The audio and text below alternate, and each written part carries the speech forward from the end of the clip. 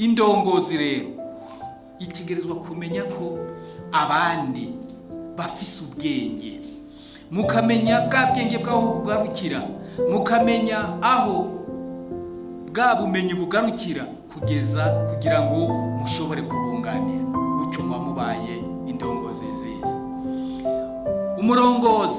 Uburongozi umuresponsable ategerezwa kumenya gutanga, gushima bakoze akabashimira. Icyo nacyo kiri mu kijanye n'uburongozi bwiza.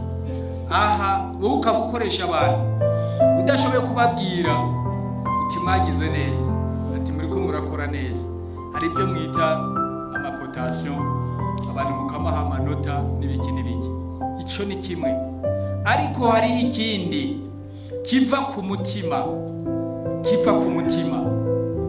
Uhamagara abantu uti wewe mwebwe murakora neza, uti nibyo gushima, birahagije kandi umuntu aca yumva ku mutima amerewe neza kurusha uko uwo muhamanota umuhaye 2, umuhaye 3, umuhaye 3, umuhaye bien, ibintu nka bene ibyo.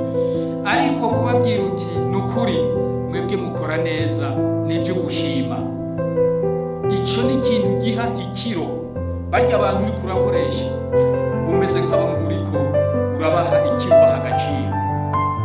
Rero n'ibindi hariho byinshi kumbure n'abandi bashobora kugenda babona aho batuye kandi ku buryo buboneka.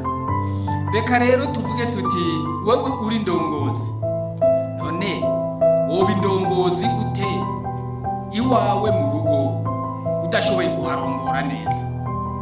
Umurongozi mwiza abashoboye no kurongora iwe mu rugo, mu muryango abashoboye kuharongora neza, kuko naye ahandi none wewe woza kurongora abandi iwawe kiriko kirasha ngo biheze bigere, wowe uzobura indongozi imeze gute? Niyo mpamvu navuze nti ya mahoro, wewe ko kuri ndongozi wumva ufise amahoro ku mutima, kugira ngo nawe ayo mahoro ushobore kuyaha abandi, kugira ngo ayo mahoro ushobore kunayahera kubaha imbabazi abandi.